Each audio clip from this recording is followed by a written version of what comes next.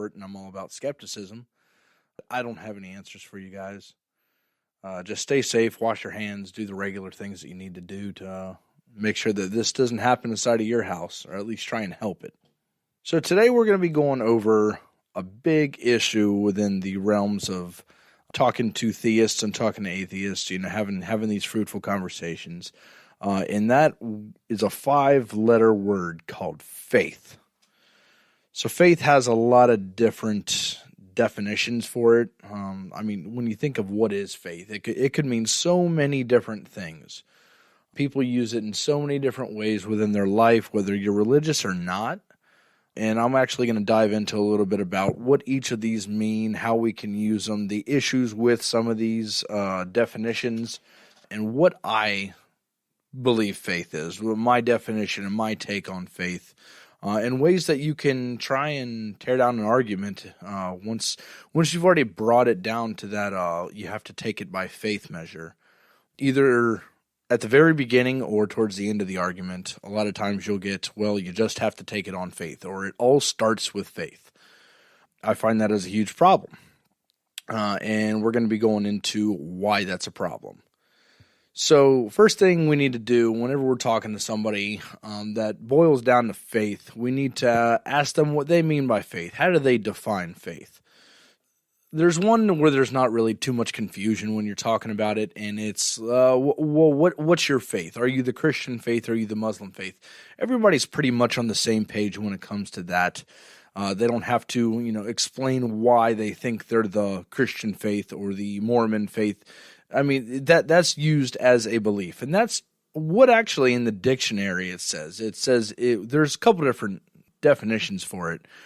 But the first definition is a belief. That's what it boils down to, is a belief in the dictionary, which I'm not going to argue with. If you want to go ahead and say that you are part of the Christian faith, I understand what you mean. I'm not going to tell you that you're wrong, but that's not the only way that we use faith. So we can push that one to the side, saying, hey, we already gotten that one pretty notched up when it comes to understanding what people mean when they say they have faith in that type of manner. A lot of people will go to the second definition, having like trust and confidence in something. That's what they boil down to faith. A lot of times, most of the time when it comes to my personal experience, I've gotten I have faith that this chair is going to hold me up. So I have an issue with that, because we're comparing a chair holding you up to be equivalent with my God, who has all supernatural powers and can supervise my entire life and tell me what I can and can't eat and who I can and can't sleep with and in what position. It's not exactly a good comparison, if you will. So when it comes to that, I have an issue with trust and confidence, because if you're using faith to explain trust and confidence, why muddy the waters with adding the word faith to it? If you have trust and confidence in something, just say you have trust and confidence. Don't add this extra word that's got all these umpteen different definitions for it and try and use it to bolster your religious beliefs. If I have trust and confidence in something, that means that I can be wrong. If you have faith in something, for example, a God belief, and you know that your God exists 100%, that means that your faith could not lead you down the wrong path. And I'll actually get into that a little bit later. When it comes to the trust and confidence part, just use trust and confidence. Don't say I have faith and that's equivalent to trust and confidence. We already have words that mean certain things. Don't add this extra word that doesn't mean anything when it comes to comparing it to trust and confidence. Another definition of faith comes straight out of the Bible. And this is the one that I like to use because most of the people that I talk to say that the Bible is the true word of God. It's the authoritative word of God. Hebrews 11:1 states that faith, and this is two different parts in the same exact sentence. It states that faith is the substance of things hoped for and the evidence of things not seen. So let's focus on that first one, the substance of things hoped for. So I have no problem with hope. I hope for a lot of things. Hope is basically a confidence level or an type of optimism for things panning out the way that you want them to be. I hope that I keep my job. I hope that my kids stay healthy. That hope is perfectly fine. We're not boiling it down to an absolute certainty. By hoping something, I'm not saying that I know my kids are going to be fine. They may not be. They may get sick. They may, my son goes to a daycare all week long, and he may come home with some nasty bacteria that some other kids brought to the daycare. I don't know, but I can always hope that they are healthy. So the substance of things hoped for, that could be taken so many different ways. So substance of things hoped for, I see as, the hope of hope. It doesn't make much sense to me. And a lot of times when I talk to believers, like I said, most of the time, since I'm living in, America, the most predominant faith that I come across is Christianity. So when I say, what is faith? And they go to Hebrews 11:1, I got a series of questions that, that I need to ask them, just to make sure that we have clarity. If we don't have clarity, then we're going to start talking past each other. And a lot of people think that interrupting is bad. Interrupting is rude. You shouldn't do that. In a lot of cases, it is rude. But in some cases, if you're trying to get down to understanding and being on the same page as the person that you're talking to, there's really no problem with interruption. If you're trying to have them define terms that they haven't defined yet, or if you're just trying to make sure you're on the same page so you guys can continue the conversation without being, 15 pages apart from each other, that is fine. Because at the end of it, if you don't get clarity, then you're going to go right back to square one. And the conversation really means nothing at that point.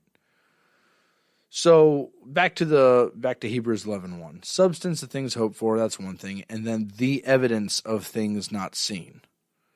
So that means that if faith is the evidence, that means that they are apart from actual empirical evidence.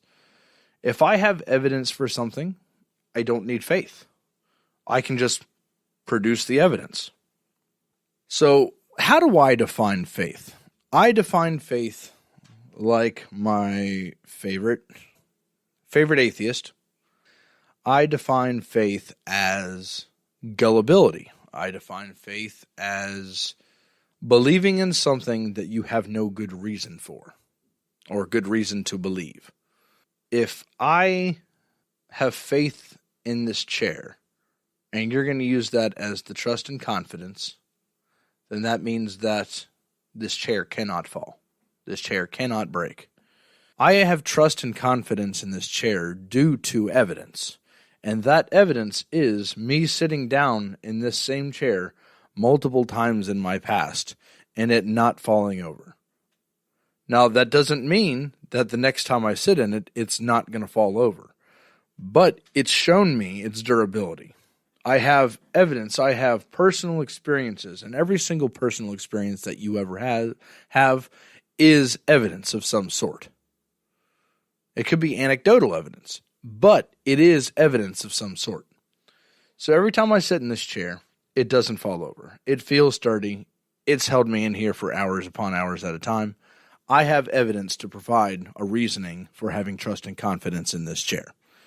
Faith is not like that. If faith is the evidence of things not seen, if it's not seen, that's, in other words, in my interpretation, a lack of evidence. If you don't have any real evidence, let's chalk it up to faith and take it by faith. So what if I'm a Muslim and I say, I know that Allah exists and I take that on faith? Or if I'm a Mormon and I say Joseph Smith did what he did, and everything in the Book of Mormon is correct, true, and authoritative, that means that I can take that on faith. And then that provides my absolute certainty and provides my reasoning for believing in what I believe. Well, they can't all three be right. Christianity, Islam, and Mormonism. They can't all be correct, but they can all be incorrect. Since they are monotheistic religions, if they all take it by faith, that means 2/3 of what I just mentioned are incorrect. Now, does that seem like a reliable pathway to truth? It is not. If 2/3 can be wrong, if 1 out of 100 can be wrong, it is not a reliable pathway to truth. That's the issue that I have with faith to begin with. Now, a lot of times people will say, oh, well, you just take that on blind faith. And then the believer will say, no. My faith is backed by evidence. Okay, cool. So you have a belief. That belief is bolstered by faith. And that faith is based by evidence. So in turn, you're saying your belief is based on evidence. So provide the evidence. We can throw faith out of here right now. If faith is just the middleman tying the belief to the evidence, we don't need faith. Throw it out. That's the issue that I have if you're using it as the evidence of things not seen. Now, like I said before, anybody can use faith for anything. I could say I am superior to black people because I'm white. And I take that on faith. Now, just because I have faith in that, does that mean that I'm correct? No, it does not. Because now we need to get into different situations. Are we talking about how fast I am? If I was to get into a foot race, which I can guarantee you right now, I probably wouldn't win, depending on the person. If you look at the Olympics, a lot of our fastest runners, the fastest, I think his name's Usain Bolt. Usain Bolt, he is the fastest runner in the world. He's black. If I was to say that I am the greatest human in the world, point blank, better than any other human, that is a positive claim that I would need to bring evidence for. But if I just say I take it on faith, then you can't do anything about it. But I'm also exhibiting how I am leaving reason, how I'm not using reason within this realm of my life.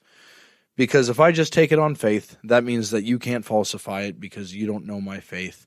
And it just gets into this big muddy rabbit hole that we go down to where it's unnecessary. It's unneeded.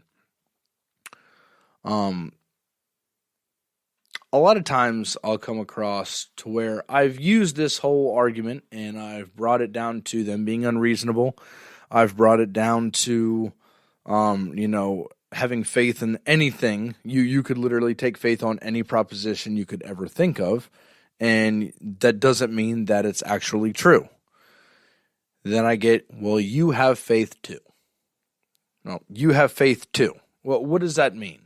Does that mean that you're saying that you're unreasonable, but I'm unreasonable too? That's an admittance that you have absolutely left reason.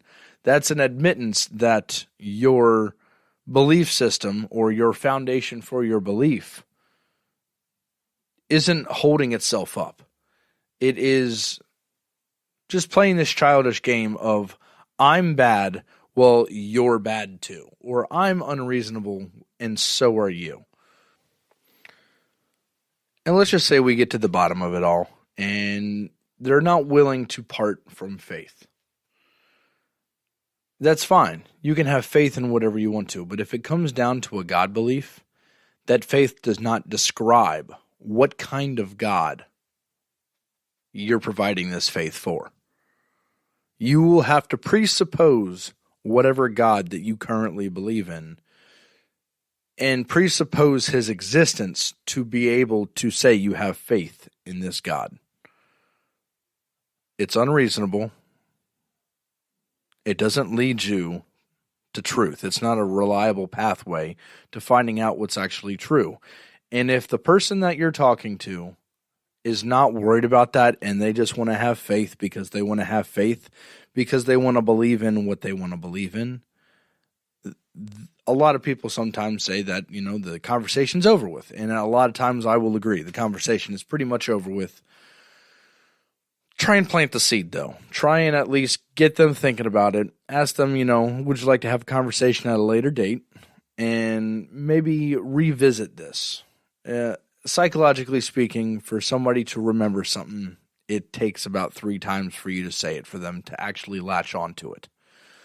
So try and plant that seed. Try and at least get them to think about it. You're not going to convert somebody on the first day or the first conversation. That's not how this works. This is a very long and drawn out process of them being indoctrinated into a belief or spend a lot of time listening to somebody tell them how true these things really are. It wasn't an overnight thing that they started believing, which means that it's not going to be an overnight thing trying to deconvert. Maybe you're not trying to deconvert. Maybe you're just trying to have a good conversation. You're not going to get them to reason on the first day. So my only advice is to keep asking these questions, keep asking them and providing them these situations to where faith works against what they believe. And if they are using the same argument for their belief and the way that they're using faith, and you keep bringing up all these other situations to where other proclamations of faith are in contradiction with their own, they could eventually see the difference or the mistake that they're making. I hope this bit of information can help you out when it comes to having a conversation with somebody and they bring it down to faith. They bring the conversation or their belief to, you have to take it on faith. It happens a lot. It typically, almost every single time you have a conversation, boils down to faith at some point in time, depending on how you break the situation down. So I really hope this information was good for you guys.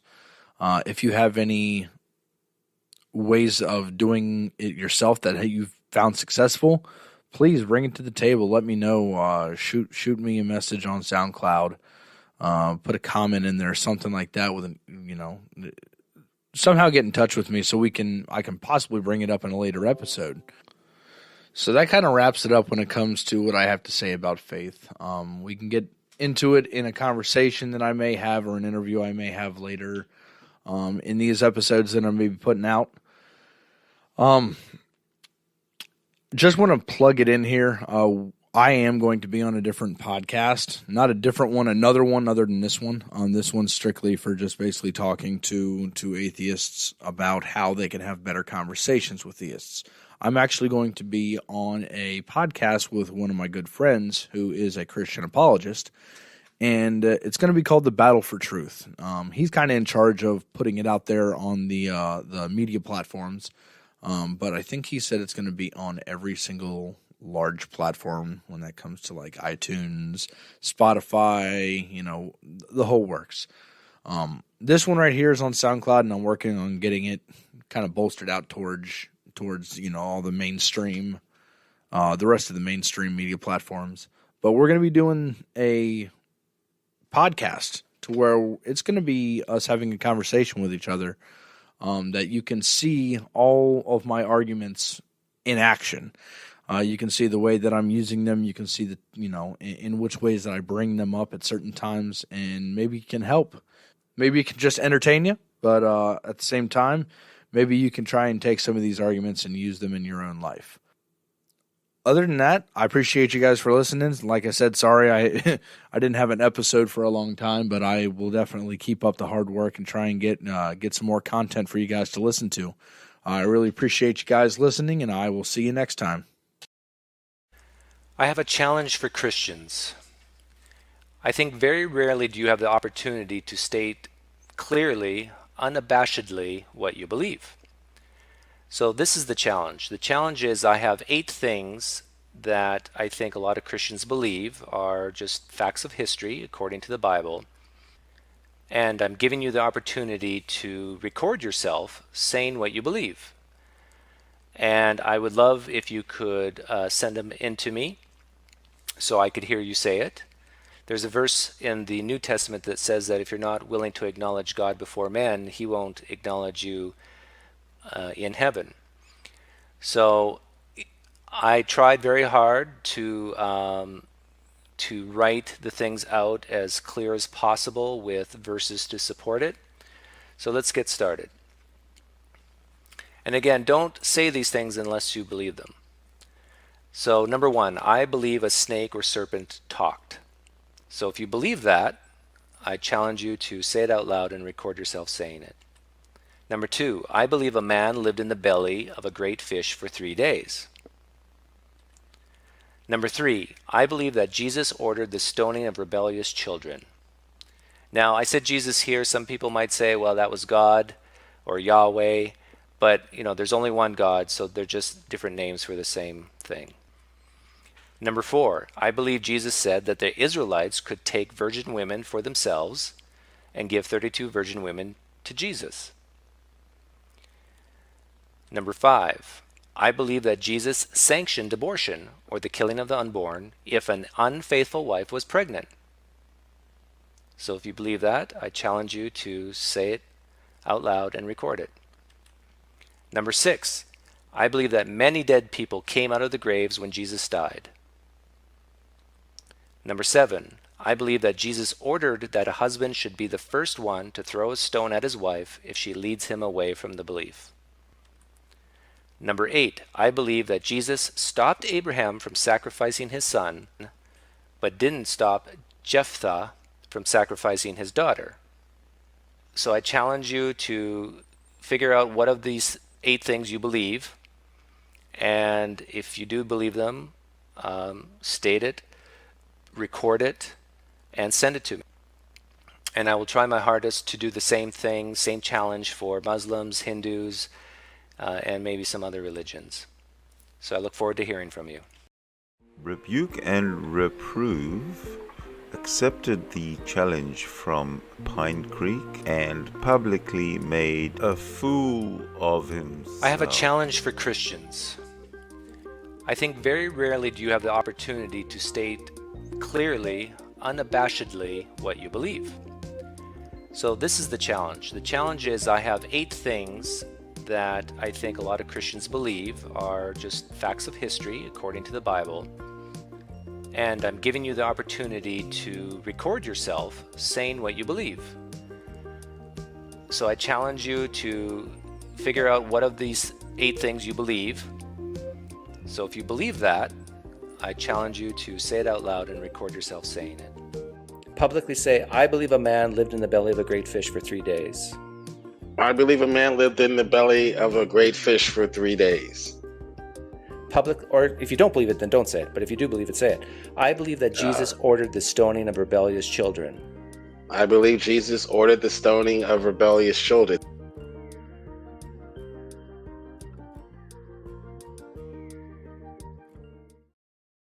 Let's just take as our example tonight logic.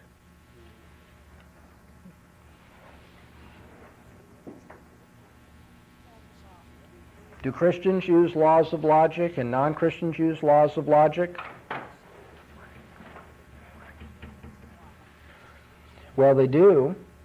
Well, how can they if they have completely different worldviews? What is our view of the law of non-contradiction? There have been a lot of misconceptions about Van Til's convictions on this matter, but it's right here in one of his first syllabi, page 189. To be sure, all men have the law of contradiction in common, in the sense that all men, as creatures made in the image of God, cannot but function in a universe that embodies the ordinances of God.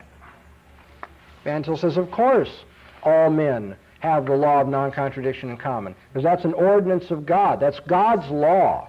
And they live in God's world, so they must think in terms of that law.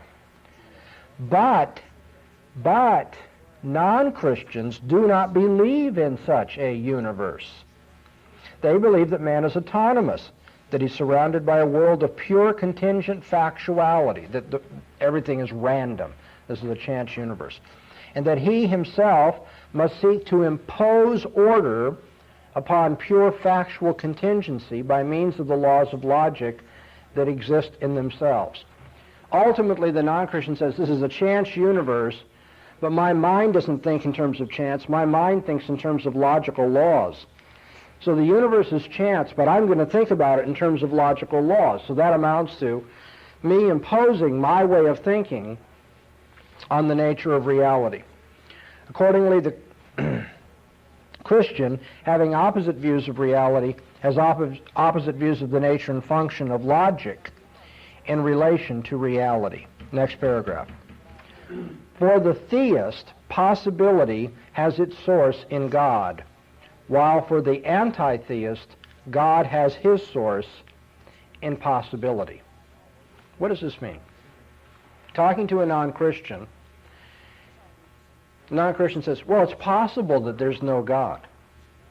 It's possible there's no God. So what he is saying is that the realm of possibility, in a sense, is the backdrop for whether there's a God or not. You have this realm of possibility, and then one possibility is there's a God.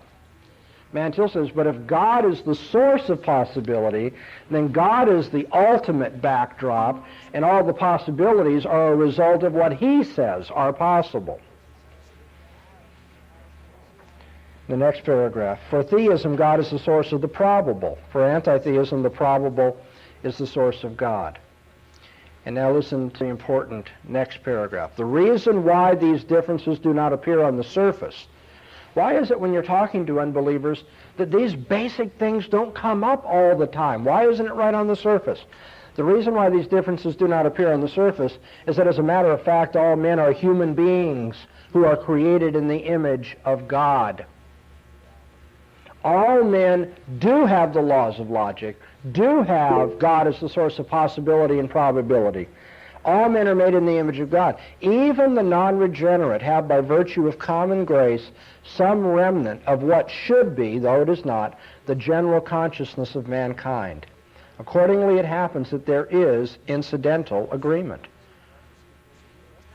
Non-Christians and Christians can, incidentally, to agree on things because they can't be consistent with what they say about this chance world. They are made in the image of God, and so to a certain degree they are going to end up agreeing with us, or we'll end up agreeing with them on certain things. At the bottom of the page, Van Til says, in the second place, we may mention as a reason why these fundamental differences are not easily observed, the fact that the incidental and abstract agreement between theist and anti-theist on moral and intellectual matters usually deals with things that are proximate rather than with things that are ultimate. It's one thing to talk about who won the World Series and what the price of eggs is at the store. Proximate, local, peripheral issues. And another thing to talk about what is ultimate. How do we know what we know? What is man? What's his place in the universe? Is there a God? Is there life after death? Those ultimate questions, when we get down to that, then the clash is real obvious. But on the other things, it's more like, you don't hear it all that much, but that clash is there. The deeper you get, the louder the clash becomes. So unbelievers are made in the image of God, and when they who are made in the image of God, as unbelievers, talk to others who are made in the image of God, who are believers, and talk about local matters, whether Johnny has a fever or not, they can come to incidental agreement. The real obvious difference doesn't come out until you get down to the bottom of things. Then page 191, this is about 8 lines down, I would imagine. The real question is whether we can intelligibly think of the non-existence of God.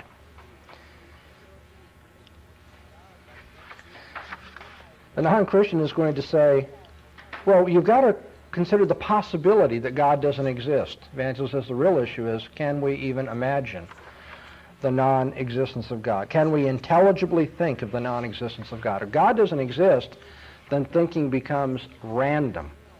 How do we bring the laws of our thinking into connection with the random chance experiences that we have of the world, certain things? At the bottom of the page, Van Til says, in the second place, we may mention as a reason why these fundamental differences are not easily observed, the fact that the incidental and abstract agreement between theist and anti-theist on moral and intellectual matters usually deals with things that are proximate rather than with things that are ultimate. It's one thing to talk about who won the World Series and what the price of eggs is at the store. Proximate, local, peripheral issues. And another thing to talk about what is ultimate. How do we know what we know? What is man? What's his place in the universe? Is there a God? Is there life after death? Those ultimate questions, when we get down to that, then the clash is real obvious.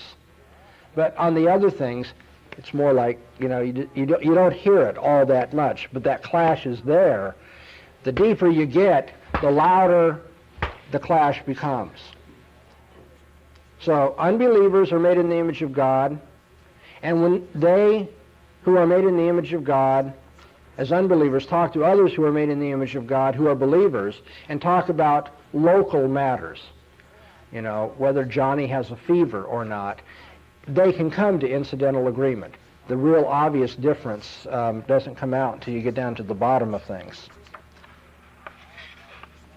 Then page 191, this is about 8 lines down, I would imagine. The real question is whether we can intelligibly think of the non-existence of God.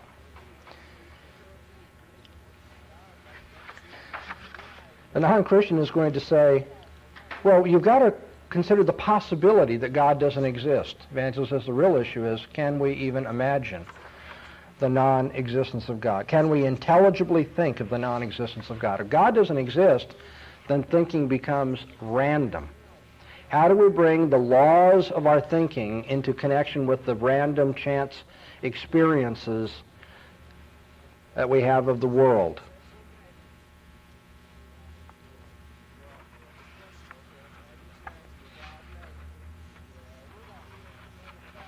Then on page 193, he takes up the idea that Abraham Kuyper's thought leads to the uselessness of apologetics, because Kuyper recognized the principial difference between the regenerate consciousness and the non-regenerate consciousness.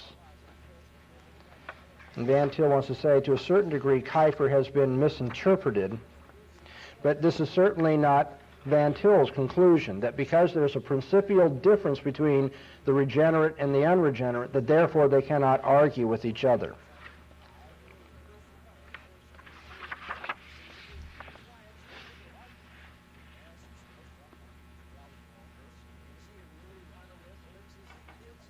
Page 196, about the middle. In other words, we hold that the Christian theistic system is, as a matter of fact, the truth. Accordingly, to be truly human, one must recognize this truth. It is the task of the Christian apologist to hold before man the truth and God's requirement that men should accept the truth, even though he knows that it requires the grace of God for man to see it. There is in this matter nothing else to consider but the command of God. Since it is upon God's command that the work must be undertaken, it is God's command that gives one the assurance that the work will accomplish its purpose. Looking at matters by themselves, it would be worse than useless to undertake reasoning with unbelievers. But it is the deep conviction of the total depravity of man that makes one throw his whole reliance upon God in all respects, and not the least in this question of reasoning with unbelievers.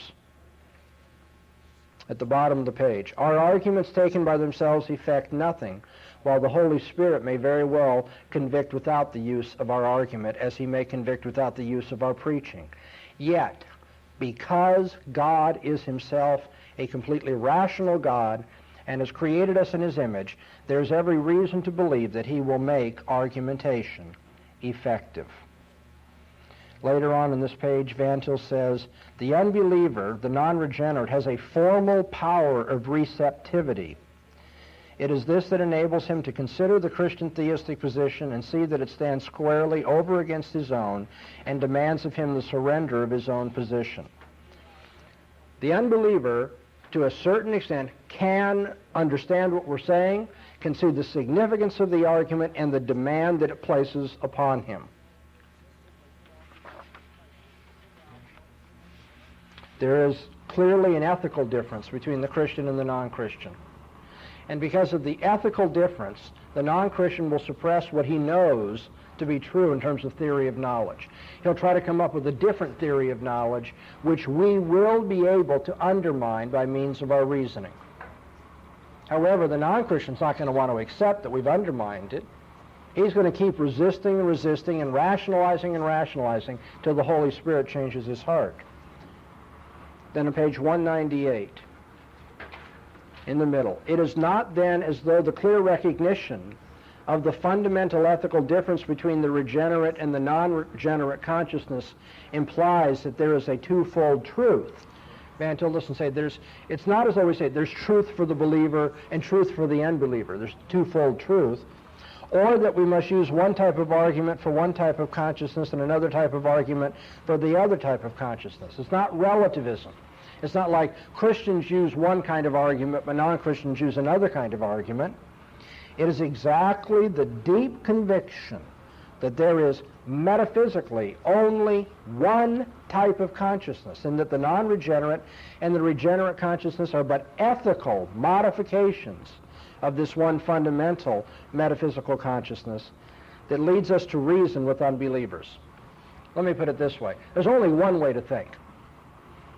Christians and non-Christians don't have different noses, but they use their noses differently. And there's only one way to reason. There's only one kind of human consciousness, way to think about the world and find the truth. But there's an ethical difference between the unbeliever and the believer. They're not going to use that consciousness the same way. They're not going to reason the same way. But because we believe there's only one proper way of reasoning, we reason with them. We argue with them. It is exactly because of our deep conviction that God is one, and truth is therefore one, that we hold that there is only one type of argument for all men.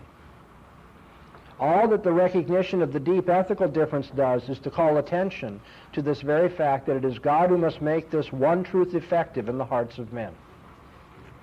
You see how his Calvinism ties in beautifully with this? As a presuppositionalist, he says there's only one presupposition, one worldview that's going to make sense out of human life and experience. Now, you refuse to accept this, I know that. But because God is one, truth is one, and therefore argumentation is one, and we use that one line of argument to show that if men do not hold to this worldview, they can't understand anything properly, and we trust that God will make that effective. It's an ethical difference, ultimately, between the believer and the unbeliever. And because it's ethical, God in his grace can overcome it. God can change the hearts of the rebellious. Okay, now that's what you did not read for tonight, which is background for chapter 15, the opening sentence. Van Til says, we've just shown that it's necessary to reason with those who believe differently than we do. Don't ever let anybody let anybody say to you that Van Til doesn't believe in reasoning with the unbeliever, or that argumentation is useless. Don't let them say that he just believes in reasoning in a circle and it's all arbitrary. It's like choosing hats. I've been hammering at that all night long. He does not believe that. How does Van Til escape the quagmires of rationalism and empiricism? He takes a transcendental approach to the ultimate presuppositional issue. Can one prove his ultimate presuppositions? Gordon Clark says no. Other people that have been known as presuppositionalists would say no. Van Til is unique in that he says our presuppositions are proven transcendentally. They are proven as the necessary precondition for all reasoning and all human experience. And so let's look at this on page 201. About a third of the page, he says, we can call the method of implication into the truth of God a transcendental method. That is, we must seek to determine what presuppositions are necessary to any object of knowledge in order that it may be intelligible to us. We're asking what presuppositions would be necessary to make any object of knowledge intelligible to us. When the unbeliever wants to use logic, we have to ask him, well, what worldview makes logic meaningful? When the unbeliever wants to use science, we say, but what worldview makes science meaningful? Scientists rely on the uniformity of nature. What worldview can guarantee the uniformity of nature? Logicians assume that there are things which are abstract and absolute and universal. What worldview will allow that there are things that happen in the world which are uniform, the uniformity of nature, and at the same time believes in uniform, universal, absolute laws of thought? What worldview can make sense out of human freedom and yet the uniformity of logic and nature? How can you bring all these things into connection with each other?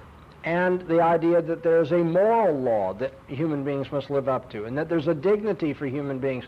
They're not just, like dogs and cats, that they have some kind of special quality that sets them apart from the animal world.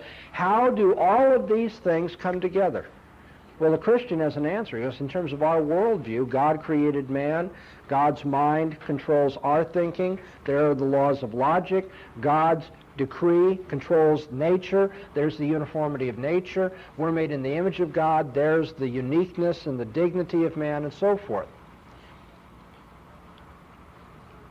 We must seek to determine what presuppositions are necessary for any object of knowledge to be intelligible to us.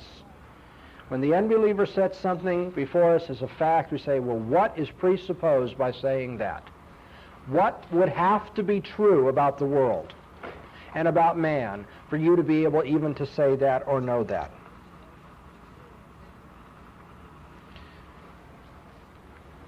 Then at the end of the paragraph that begins in the middle of the page, at the end of that paragraph, Bantil says, belief in God is the most human attitude conceivable. It is abnormal not to believe in God. We must therefore hold that only the Christian theist has real objectivity, while others are introducing false prejudices or subjectivity. We want to point out it's normal to believe in God. When you don't, you're introducing a false prejudice. Turn the tables on the unbeliever who says, we are the prejudiced ones. You say, no, you're the one who's prejudiced. Yes, Ron? Christian reasoning then is the ultimate standard? Christian reasoning. Reasoning that is based on God's revelation. And if people do not use that, then you have to challenge them. How can they make sense of what they are saying? Okay, so it's not a matter like you've got your facts to put on this side of the balance and I've got my facts to put on this side of the balance. Let's see who's got the most facts to support his position. We rather go much further than that, and we challenge the unbeliever, say, how can you know any fact at all given what you say about the world? Given your view that this is a chance universe, that the laws of logic are just in the human mind, how could you know anything for sure? It's not like you have certain facts and I have more. It's like you couldn't know anything at all. The very tools of reasoning that you use presuppose the Christian God. That's the transcendental method. And then in the middle of that last paragraph on page 201, Bantil says, we hold that our reasoning cannot fairly be called circular reasoning. The next time you run into that charge, would you please open the book and show that to the person who says it? Say, yeah, but Bantil says it's not fair to call this circular reasoning because we are not reasoning about and seeking to explain facts by assuming the existence and meaning of certain other facts on the same level of being with the facts we are investigating, and then explaining these facts in turn by the facts with which we began. Because we're not reasoning in this vicious circle just on the same level. We're talking about what is necessary to understand any fact at all. We're presupposing God, not merely another fact of the universe.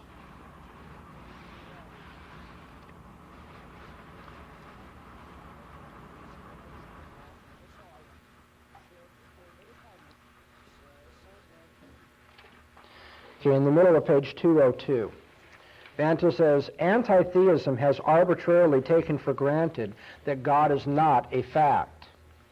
We hold that the so-called facts are wholly unintelligible unless the supreme fact of God be brought into relation with them.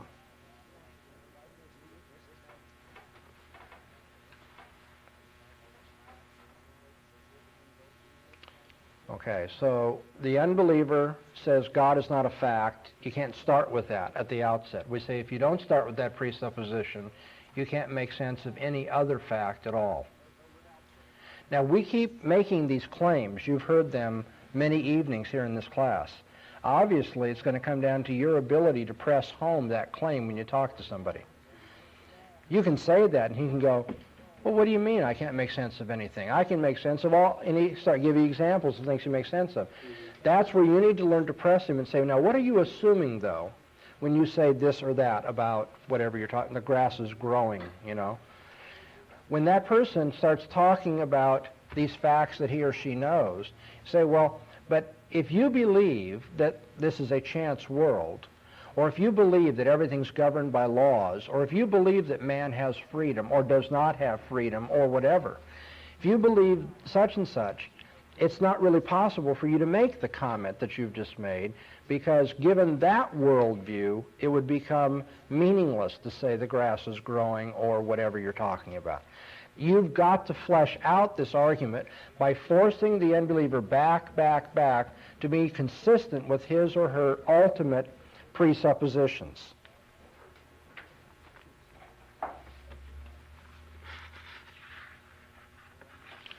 Now, Van Til, on pages 202 and 203 to the top of 204, likens his method of reasoning to analogical reasoning.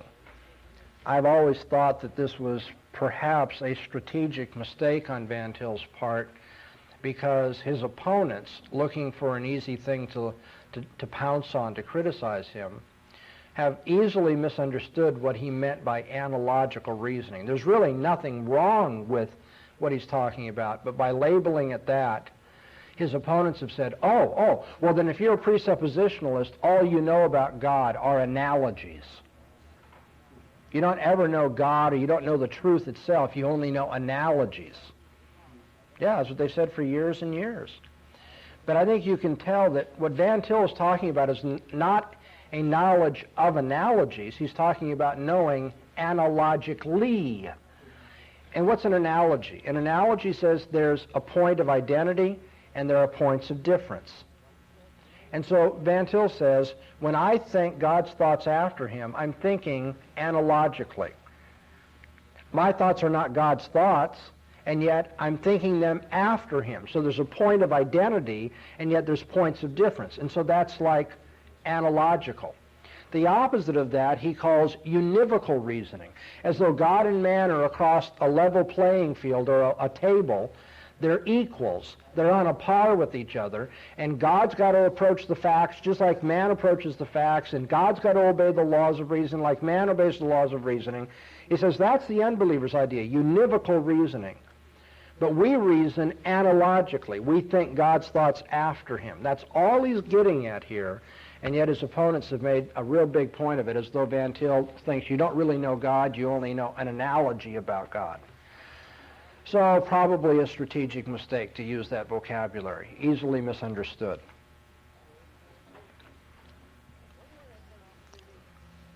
On the top of page 204, you see how, I think, without warrant, the critique is. Van Til says, man's knowledge of the facts is then a reinterpretation of God's interpretation. It is this that is meant by saying that man's knowledge is analogical of God's knowledge. I mean, could you be any clearer? He says, all I'm getting at is that man reinterprets God's thoughts. He is not the original. He's not the one who first thinks them. He thinks them after God. He imitates God's thinking. That's what I mean by reasoning analogically. Okay, 2 paragraphs down. Van Til says, the point of contact that we may presuppose. How can we be sure we'll be in touch with the thinking and reasoning of the unbeliever? The point of contact that we may presuppose is that man, as a matter of fact, never exists in such independence as he thinks he does. He remains accessible to God always. Why is it that he's accessible to God? He can't escape God because he's made in God's image. He'd have to cease being a man to get away from God. So he's always accessible, even though he doesn't think he is. And then this is real important. The bottom of this page up to the top of the next. Van Til says we can start with any fact at all and challenge our friends, the enemy, to give us an intelligible interpretation of it. There's the transcendental method. There's presuppositional apologetics. He says, let's just start anywhere. What do you want to talk about? Want to talk about the opera? Want to talk about grass growing, or cows, or roses, or baseball, or science, or history? You can start with any fact at all, and our challenge is, okay, name that tune. It's kind of like, make sense out of that, given your view of reality. How could you know, how could we know? Now, we know that we know this, but how could it be possible to know such a thing, to make sense out of such a thing, for it to be meaningful given your philosophy of life? Since the non-theist is so heartily convinced that univocal reasoning, what's univocal reasoning? God and man are on a par, God and man approach knowledge the same way, follow the same laws, and so forth. Since the non-theist is so heartily convinced that univocal reasoning is the only possible kind of reasoning, we must ask him to reason univocally for us in order that we may see the consequences. The transcendental method says, try to make sense out of what you've just said. Reason in terms of your worldview, and let's see what the consequences are. We ask him to show us first what he can do. We may, to be sure, offer to him at once a positive statement of our position, but this he will at once reject as quite out of the question. So we may ask him to give us something better. Van Til says, I can make sense out of the grass growing here. I believe in a God who created the world, who sustains the world, who providentially, provides the nutrients, who makes nature, what we call the created order, operate in a uniform way. I can understand the grass is growing because God made my mind to think in terms of the creation that he has made and so on. So, it makes perfectly good sense to me to say the grass is growing. But how about you? Since, of course, it's out of the question that we can begin with such a God who created the world and controls all things, makes man his own image and so forth. Since that's out of the question, let's see what you can do. Give us something better. And I know that a lot of this philosophy can sound so abstract, but you see, a child can understand this. The transcendental method is simply, well, that makes sense to me. Let's see if you can make it make sense. Give me something better if you don't like the way I approach this, okay? The reason he gives for rejecting our position is, in the last analysis, that it involves self-contradiction. Ultimately, the unbeliever says, your philosophy is illogical. It involves self-contradiction. We see again, as an illustration of this charge, the rejection of the theistic conception that God is absolute and that he has nevertheless created this world for his glory. This, for the non-theist, the non-theist says, is self-contradictory. And it no doubt is from the non-theistic point of view. This is an example you don't hear real often, so let me just point that out. Other examples could be put in here. The non-Christian will say, oh, well, if you've got a sovereign God, then man cannot be free and responsible. He's absolute, so there can't be anything added to his glory through history. The way Van Til puts it is, if God is absolute, he has all glory, so then how can anything add to the glory of God in history? You say everything happens for the glory of God, but God already had all glory from all eternity, so there's a contradiction. Things like that, okay? But the final question is in which framework or on which view of reality, the Christian or the non-Christian, the law of contradiction can have application to any fact. Whose worldview makes it possible to use logic in the first place? The non-Christian rejects the Christian view out of hand as being contradictory. Then when he's asked to furnish a foundation for the law of contradiction, he can offer nothing but the idea of contingency, randomness. And as has already been hinted at in the class earlier, you will see that this is the argument I used in the particular debate that I had with Gordon Stein. I said, you've got to use the laws of logic. Debate doesn't make sense without the laws of logic. So what's the foundation for the laws of logic? In terms of what worldview do the laws of logic make sense? What we shall have to do then is to try to reduce our opponent's position to absurdity. Nothing less will do. So let's see if we can write down some translations of this transcendental method, some real easy ways of remembering what it means to argue transcendentally.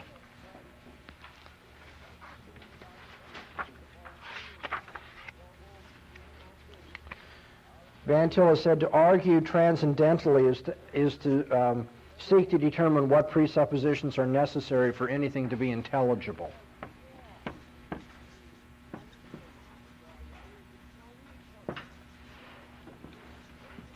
So transcendental reasoning or argument is asking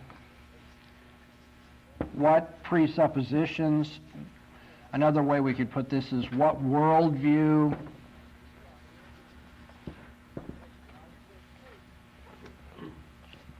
what presuppositions are necessary for the intelligibility of anything.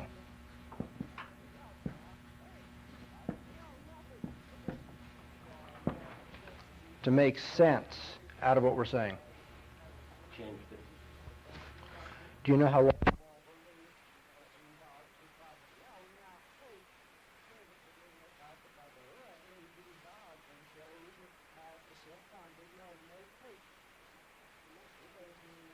We must not be subjective, just make arbitrary choices on the basis of personal preference. However, our philosophy says objectivity is identified with the way God sees things.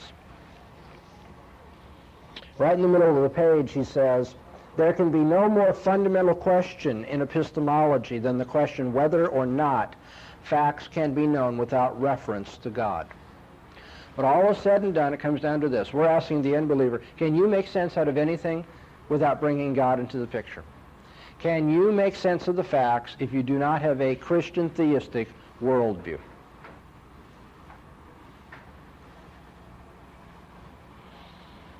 And then down a couple of lines, Van Til says, suppose then the existence, we're asking him, just, reason this through with us, for argument's sake.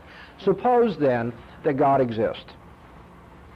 And I want you to really catch on to this, because this is very powerful. When you talk to the unbeliever, you're going to have to do this. You can say, would you just try for a few moments to understand what I'm telling you about my point of view? I'm not asking you to say it's true as yet, but just imagine. Imagine there is this God that I'm talking about. Then it would be a fact that every fact would be known truly only with reference to him. You can say that to the unbeliever. There's no offense in that. You can say, look, if the God that I'm talking about exists, you'd have to admit, on that hypothesis, no fact would be truly understood outside of reference to him, who is the creator, the controller, the one who gives meaning to everything. If then one did not place a fact into relation with God, he would be in error about the fact under investigation. If I'm right about this God who is the creator of all things, who governs all things, meaning and direction to all things, who unites all things, who is the source of all laws, and so forth. If I'm right about that, then no fact can really be understood in complete isolation from this God who gives meaning to all things.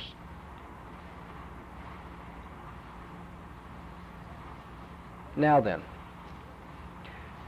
if this God exists, then we can't even argue about him without presupposing him. In fact, we can't argue about anything, can't know anything without presupposing him, if this God exists. See, the unbeliever should be able intellectually to catch on here. He should be able to see that what he wants to do in the argument, the way he wants to reason, already excludes the Christian God. It already takes for granted that such a God as I've just described, who creates all things, controls all things, gives the meaning to all things, that such a God doesn't exist. Because his method says, be neutral, don't assume anything about God. And what I'm saying is, well, but if Christianity is true, it's impossible to be neutral. It's impossible to know anything without knowing God. So when you say, please, at the outset, let's not get into what our conclusions will be. Let's just start from scratch Basically, you're asking me to reason like a non-Christian, to assume that you're right. That's what you did with Stein. Say what? That's what you did with Stein, correct?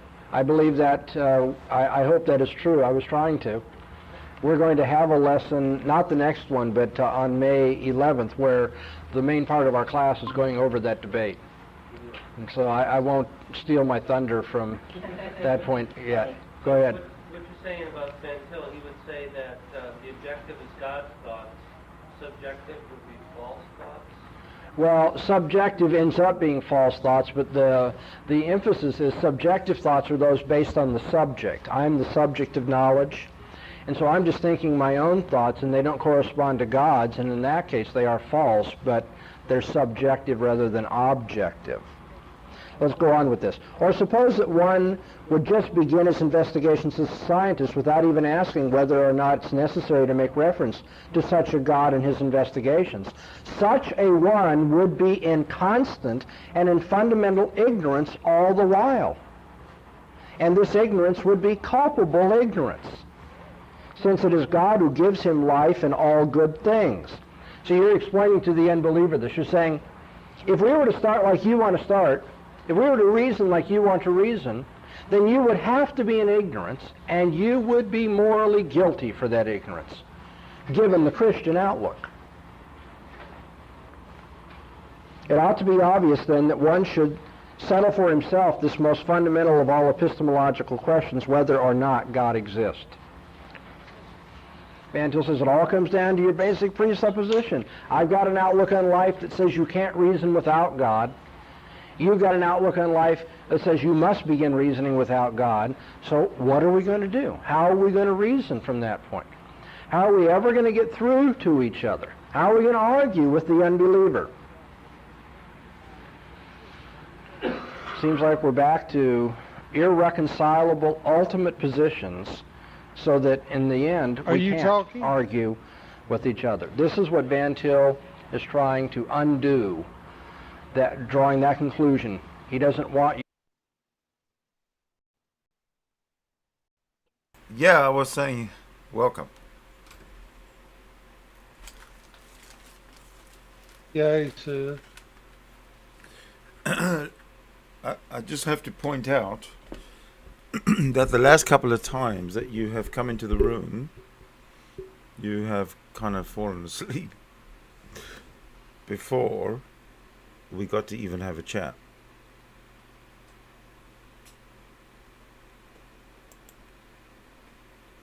wow. Okay. How do you answer? Guilty or not guilty? Yeah, I'm guilty as charged, bro. Okay. Are you gonna send me to hell, or do you love me more than God? Wow, that's a tough one. Do I love you more than God? Yes, I love you more than God. Yes. I love both. Listen to this. Well, if you love me at all, you won't send me to hell, right? I love you more than God. And I forget my point. But I won't send you to hell because that's too good a place for you. Whoa, man. So, okay. So listen. Listen to me. Is there a worse place than hell? Listen to me. I got an inside. I'm close to Satan, right? You know that. So all this hell stuff, that people are scared of. Don't you worry. I know someone in hell, very high up, and there's a back room, where it's not so hot, and there's lots of nice female figures, and don't you worry. I'll slot you in there. Okay. So, can you come up with one drop of water? Can I come up with one drop of water? Yeah, I'll go get a glass. Hold on a second. I'll open the tap. No, I'm talking about in hell. Isn't that the thing? If you can only have one drop of water. No. That's bullshit. That's in the Bible, man. Eh, Come on. Yes, but please, the Satanic Bible is the one that's only the only true Bible. What Bible? What Bible is not satanic? The non-satanic Bibles, like the Christian Bible, for example, is not satanic because it's evil. Whereas satanic thought and satanic practice is has the human well-being in mind. There is no slamming babies through onto the rocks and stoning children for being children. I don't know. The Bible is fucked up. If you listen Satan to is a Bible concept. You yeah, can't have no, Satan without the no, it's Bible. not a Bible concept. Because and if it is a Bible concept, then Satan is good. Go to where Satan is introduced into the Bible and tell me if he's a bad guy. No, I believe that the character Satan is a bringer of truth and light. Even it says so in Genesis. Exactly. Because Yahweh is the deceiver. Yahweh does not want people to know the truth. And What's the point of that? Truth. What is the point of not wanting people to know the truth? Explain me So that. you can control them. Control them, but the government can control us without God.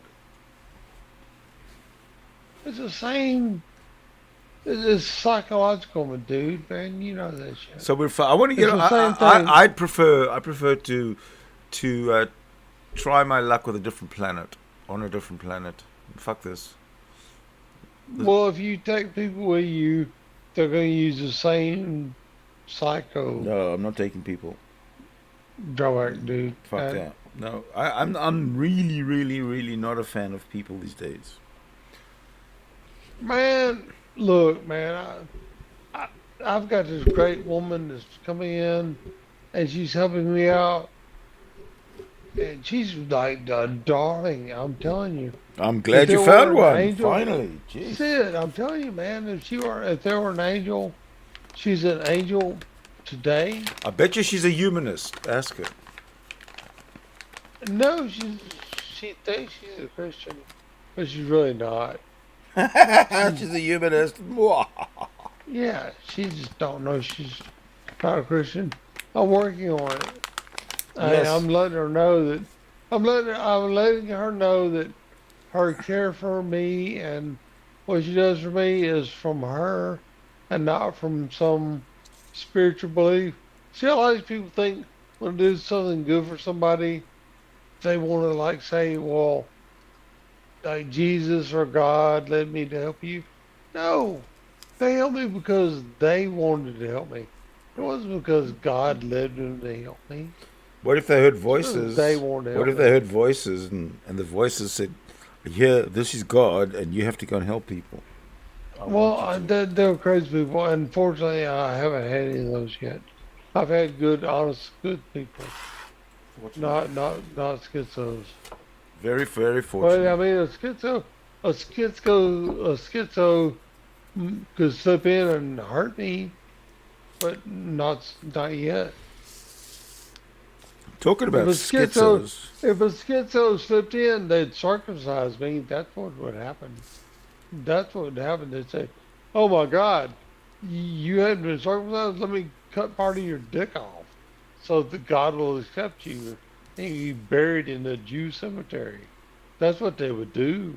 But I hadn't met a nut like that yet. Thank goodness. Well, I you couldn't know, fend- I wonder I what. can't fend those people away. Are you saying that if a Jew's not circumcised, he can't be buried in a Jewish cemetery? That's what the Jew said that I listened to. Oh, really? That's funny. He was talking about halacha. Halacha. It's like a Halacha. Hasidic or It's tradition. expert. Well, it's kind of halacha is tradition according to the law. I don't know the verses. I would like them. I wish I knew them. Then the Talmud, whatever that wicked document is, that's another part of It's the not a document. mythology. I No, know it's a the Talmud is just chronological. commentary. It's commentary by the rabbis. It's an argument of But a it's- bunch of But, rabbis but it's arguing by about people. Yeah, it's by the people. Torah. By actual people who existed. I understand it's an argument of rabbis and about the Torah and how What does this mean? What does that the mean? Torah law. Yeah, but you know, I think you should convert to Judaism. No, Yes, you should become an Orthodox I'm Jew. trying to get Jews to leave Judaism. No, Why but would I you should become an Orthodox Jew Oh my! just for the benefits. But I'm going to be cremated. I'm going. You're gonna I get a donate my free. body to You're gonna get a the free lab. You're gonna get a free circumcision. I Well, don't need it now. well, it's not free. Okay, they'll charge you big time. But you'll I need don't it. need But it you'll now. you need to show your covenant with God. Oh, See, if you're a female, you don't have a covenant with God that necessarily has to be ripped from your body like us males. I kind of You wish. gotta I kind of wish you got to now, bleed. knowing you gotta literally knowing what bleed I for know it, right? now, knowing what I know now, I kind of wish more that I was born a female, so they wouldn't have ripped pieces of my fucking penis off at birth. You don't need all those extra nerves in your dick, man. Yeah, not at all. Damn, right. What's it for? Who needs extra nerves in their genitals? Really? So, Isn't yeah. everybody born with extra nerves in their It's not genitals? to do. It's got nothing to do with. I don't know. It's just got nothing to do necessarily with nerves. It's the whole idea of just removing pieces of your body after you're born and you're 8 days old, and pieces of your body are just lopped off. It's not normal. It's not normal. It's not normal behavior. It's like mass psychosis? It's really weird, man. It's I'm telling you. beyond weird, man. Tom, it's beyond weird.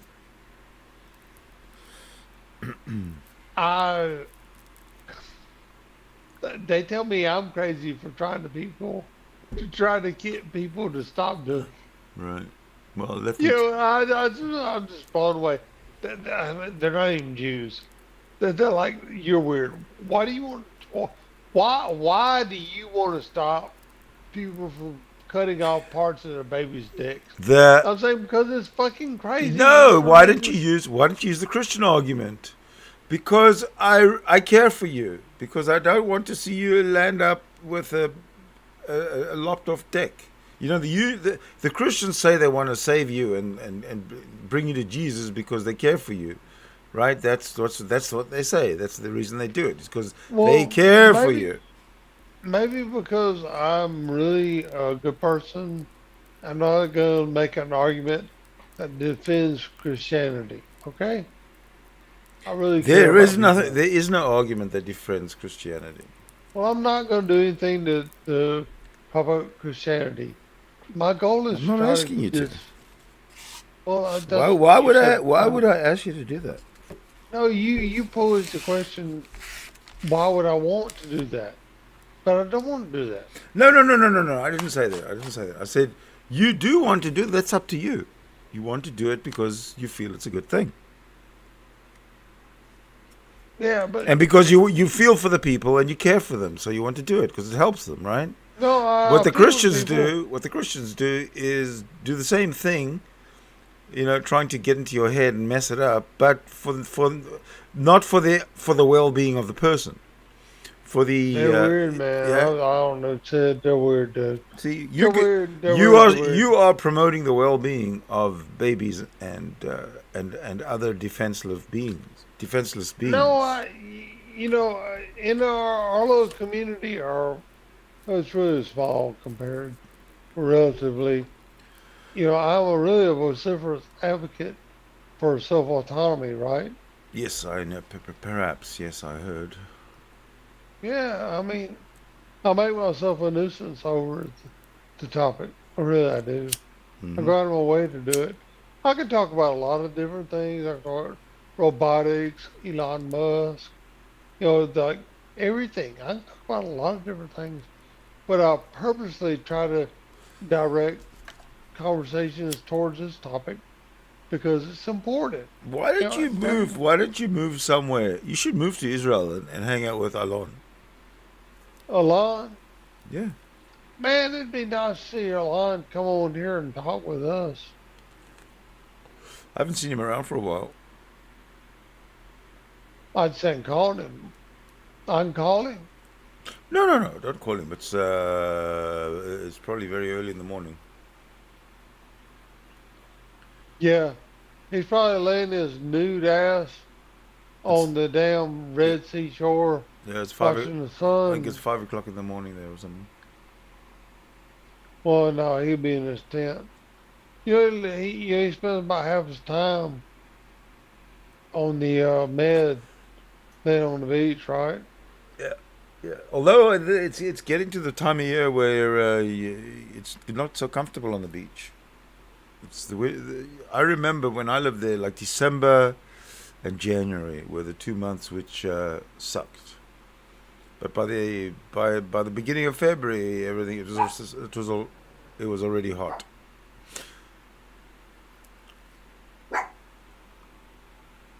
Okay, he's cool. I like him. I enjoy talking to him. You do you? Yeah, he's a great guy. I'm telling you, he's brave too, man.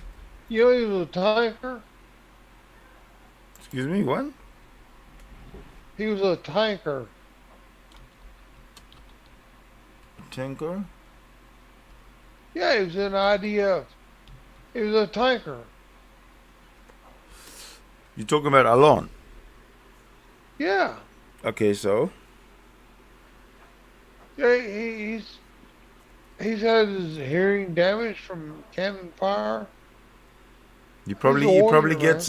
he probably gets compensated for that. Well, I hope so. I'm sure he does. I mean, you're a Zionist, and if anybody that I know, that you and I know mutually, has done more for Zionism, he's the hero. No one physically has done more for Zionism that you and I know together more than Alon. Yep. I mean, he's literally had hearing damage from cannon fire, fighting, whatever they do. They're always fighting over there. What the hell? I don't know. It's Somebody's gonna yeah, want to say what it's not country is that exactly with? fighting. It's called war. It's kind of Okay, dangerous. war. Yeah, Okay, it's war. kind of a So, little dangerous. okay, well, when the Jews wake up in Israel, they say,